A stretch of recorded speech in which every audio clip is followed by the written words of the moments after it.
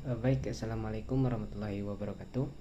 Perkenalkan, nama saya Yoga Putratama dari program studi ekonomi syariah dan dari lokal 4C dengan NIM 22681060. Di sini saya akan mempresentasikan hasil dari proposal yang kami teliti tentang tugas strategi pemasaran syariah, yaitu tentang jurnal kami yang berjudul Strategi Promosi Bubuk Kopi Cap Sendok Emas di Desa Tunasarapan. Untuk abstrak, nah, subsektor perkebunan khususnya kopi itu memegang peranan penting dan memegang peranan besar dalam ekspor di Indonesia, menjadikan Indonesia sebagai salah satu produsen dan pengekspor kopi terbesar di dunia.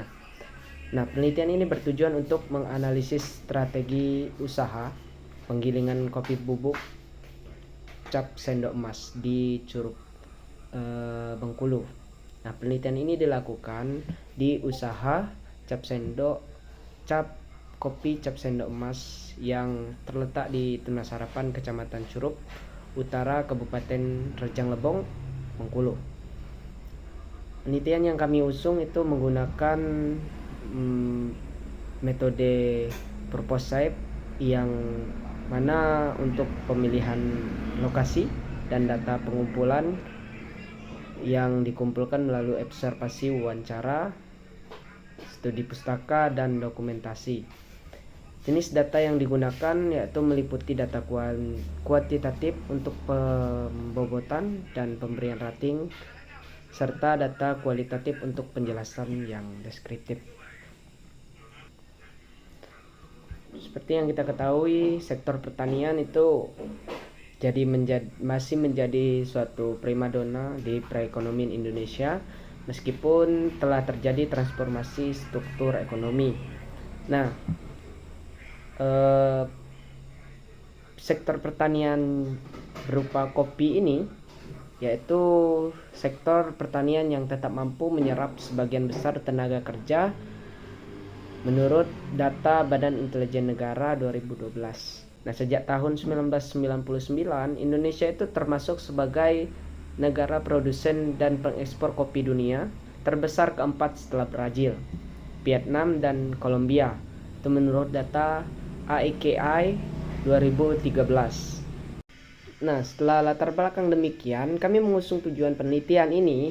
Tujuannya adalah untuk merumuskan strategi perkembangan usaha bubuk kopi yang mana menjadi target kami yaitu cap sendok emas di Tunasarapan, Kecamatan Curug Utara, di Kabupaten Rejang Lebong, Bengkulu. Nah, penelitian ini yang kami lakukan yang pertama yaitu mengidentifikasi faktor-faktor internal, kekuatan dan kelemahan, dan faktor-faktor eksternal, peluang dan juga ancaman yang mempengaruhi usaha bubuk kopi cap sendok emas ini.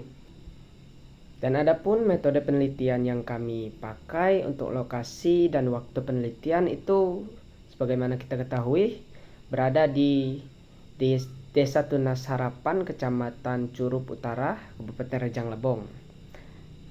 Dan jenis-jenis pengumpulan data yaitu sudah dijelaskan beberapa di latar belakang, yaitu dengan kuantitatif dan kualitatif.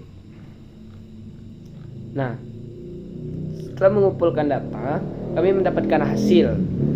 Nah, hasil ini dari sejarahnya itu kami mendapatkan bahwa cap sendok emas ini merupakan salah satu produsen kopi bubuk di Curug, yang mana bertepatan di Tunasarapan, Kecamatan Curug Utara, Kabupaten Rejang Lebong, Bengkulu. Usaha ini bergerak di bidang pengelolaan kopi biji yang menjadi kopi bubuk, dan merek dagangannya diberi merek dengan cap sendok emas. Bahan baku yang digunakan dalam proses produksi ini adalah berupa biji kopi yang kopi beras. Nah, bahan baku ini didapatkan petani kopi ataupun pedagang pengumpul terbesar di beberapa daerah. Dan usaha ini juga menjadi turun-temurun di dalam keluarga pemilik perusahaan berdasarkan wawancara yang kami lakukan. Kemudian kami menganalisis menurut matriks SWOT. Nah, kami mendapatkan beberapa identifikasi faktor internal dan juga eksternal.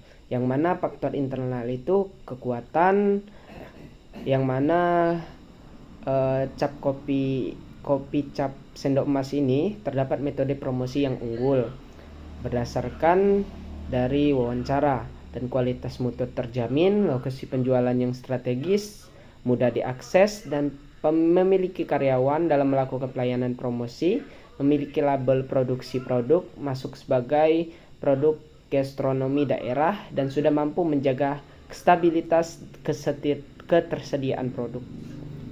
Nah, dan juga pasti ada kelemahan di setiap yang dilakukan oleh perusahaan ini. Melalui wawancara kami dan analisis, kami menemukan bahwa metode promosi yang digunakan masih sangat terbatas karena mereka melakukan promosi dari mulut ke mulut dan belum beranjak kepada promosi yang intens di media sosial sebagaimana perkembangan zaman pada saat ini. Nah, sarana penjualan yang masih sangat terbatas di mana dia menitipkan kopi-kopi ini ke warung-warung dan ke tempat penyedia oleh-oleh. Nah, itu masih sangat terbatas. Dengan jumlah penjualan yang tidak menentu, karena ini masih sektornya mereka menitipkan barang ke suatu tempat bukan ke distributor yang besar, maka ya fluktualitas penjualan itu masih belum menentu. Nah, berdasarkan faktor eksternal yang kami dapat yaitu peluang opportunity-nya terhadap metode promosi yang belum dicoba, dia memiliki peluang untuk metode promosi yang belum dicoba, yaitu melalui media sosial dan juga memiliki peluang kerjasama yang baik. Bagaimana yang kita ketahui, kopi ini menjadi salah satu sektor untuk kita mengekspor terbesar di Indonesia. Nah, memiliki pelanggan yang tetap, karena kalau sudah bisa mendistribusikan maka kita akan memiliki pelanggan yang tetap, dan juga permintaan kopi di luar daerah ini juga sudah mulai masuk melalui observasi yang kami lakukan dan wawancara yang kami lakukan serta adanya jaminan kualitas produk.